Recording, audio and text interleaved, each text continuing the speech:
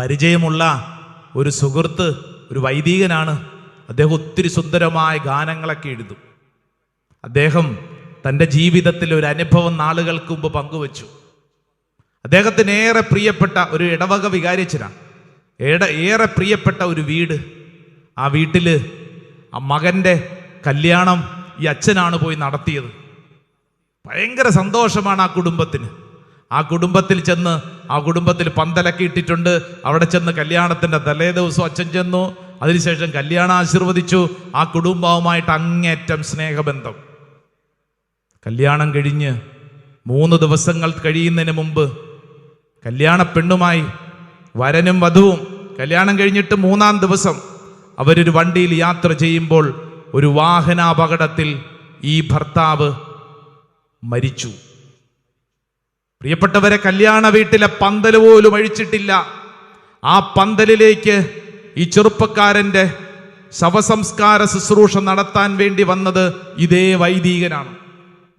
അച്ഛൻ കണ്ണുനീരോടെ അവിടെ ചെല്ലുമ്പോൾ ആ ശവപ്പെട്ടിയുടെ അടുക്കൽ കല്യാണം കഴിഞ്ഞിട്ട് 2 ദിവസമായിട്ടുള്ളൂ. പെണ്ണിരുന്ന് വാവിട്ട് നിലവിളിക്കുന്നുണ്ട്. വിവാഹ ജീവിതത്തിന്റെ ആദ്യത്തെ 2 ദിനങ്ങളെ കഴിഞ്ഞിട്ടുള്ളൂ. ദൈവമേ, ഇതെന്താ?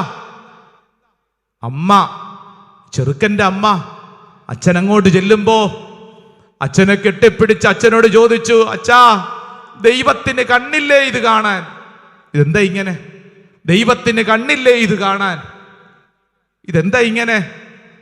ചില സംഭവങ്ങൾക്ക് മുമ്പിൽ എൻ്റെ പ്രിയപ്പെട്ടവരെ നമ്മളും ചോദിക്കും, ഓ, ദൈവം ഇത്ര ക്രൂരനോ? ദൈവത്തിന് കണ്ണില്ലേ കാണാൻ? ശവസംസ്കാര ശുശ്രൂഷയെല്ലാം കഴിഞ്ഞ് മുറിയിലെത്തിയിട്ട് അദ്ദേഹം ഇങ്ങനെ പ്രാർത്ഥിച്ചപ്പോൾ ഈ വൈദികന്റെ ഉള്ളിൽ ചില വരികൾ നിറഞ്ഞു. അത് അദ്ദേഹം ഒരു പാട്ടായിട്ട് രൂപപ്പെടുത്തി. ദൈവത്തിന് കണ്ണില്ലേ കാണാൻ. ഈ പാട്ടിന്റെ അവസാന വരികളിൽ ഇങ്ങനെയുണ്ട്: സ്വർഗം വിലയ്ക്ക് വാങ്ങും സ്വർണ്ണ നാണയമല്ലോ സഹനം. പ്രിയപ്പെട്ടവരെ, ഈ വൈദികൻ നമ്മുടെ ധ്യാന മന്ദിരത്തിലെ പ്രിയപ്പെട്ട ജേക്കബ് കൊരട്ടി എന്ന് പറയുന്ന ഇപ്പോൾ ഇവിടെയുള്ള ഈ സംഗീതജ്ഞന്റെ അടുക്കൽ വന്ന് ഈ വരികൾ കൊടുത്ത് എന്നിട്ട് ഇതിനെ ഒരു സുന്ദരമായ പാട്ടാക്കി. ഈ വരികൾ നമ്മളൊന്ന് ധ്യാനിക്കുകയാണ്. സ്വർഗം വിലയ്ക്ക് വാങ്ങും സ്വർണ്ണ നാണയമല്ലോ സഹനം. നിന്റെ ജീവിതത്തിൽ നീയും ഇതുപോലെ കടന്നു പോകുന്ന അനേക സംഭവങ്ങളുണ്ട്, അപ്രതീക്ഷിതമായ സംഭവങ്ങൾ. ദൈവത്തിന് കണ്ണില്ലേ കാണാൻ? ദൈവമേ, നീ എന്തുകൊണ്ട് ഇങ്ങനെ ചെയ്യുന്നു? നിന്റെ ഉള്ളിലുള്ള അനേക ചോദ്യങ്ങൾ. ഒരുപക്ഷെ ഇന്ന് നീ അനുഭവിക്കുന്ന രോഗം, അപ്രതീക്ഷിതമായിട്ട് വന്ന രോഗം. ദൈവമേ, എൻ്റെ ജീവിതം തീർന്നോ?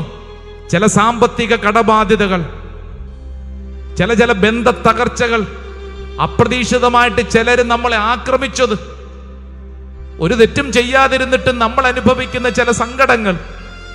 മനസ്സിലതിങ്ങനെ കൊണ്ടുവാ. എന്നിട്ട് ഈശോയോട് ചോദിക്കും, ദൈവമേ, സഹനങ്ങൾ ഏറുന്ന നേരം ഒരു ചോദ്യം ഉയരുന്ന, ദൈവത്തിന് കണ്ണില്ലേ കാണാൻ? സഹനങ്ങളേറുന്ന നേരം ഒരു ചോദ്യമുയരും നിതാ, ദൈവത്തിനു കണ്ണില്ലെന്നോ എൻ്റെ സഹനങ്ങൾ കാണുന്നില്ലേ? എൻ്റെ ജീവിതത്തിന്റെ യാത്ര അത് ചെല്ലുന്നത് കുരിശിന്റെ മുമ്പില. കണ്ണുകളടച്ച് 2 കരങ്ങളും നെഞ്ചോട് ചേർത്ത് പ്രാർത്ഥിക്കുമ്പോൾ നിനക്ക് നിന്റെ മുമ്പിൽ കാണാൻ പറ്റണം. നിന്റെ സഹനങ്ങളും കണ്ണുനീരും എല്ലാം എത്തിച്ചേരുന്നത് കാൽവരി മലയുടെ കുരിശിന്റെ മുമ്പില. ആ കുരിശ് നിന്നെ പഠിപ്പിക്കും. ആ കുരിശിൽ കിടക്കുന്ന 33 വയസ്സുകാരൻ നിന്നെ പഠിപ്പിക്കും. ഒരു പാപം പോലും ചെയ്യാതിരുന്നിട്ടും നിനക്ക് വേണ്ടി മരിച്ച ദൈവപുത്രൻ നിന്നെ പഠിപ്പിക്കും. നിന്റെ സഹനങ്ങൾക്ക് ഉത്തരമുണ്ട്.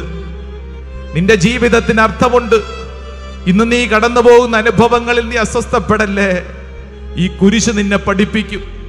സഹിക്കുന്നവന്റെ മുമ്പിൽ സ്വർഗം പൊട്ടിവിടരും.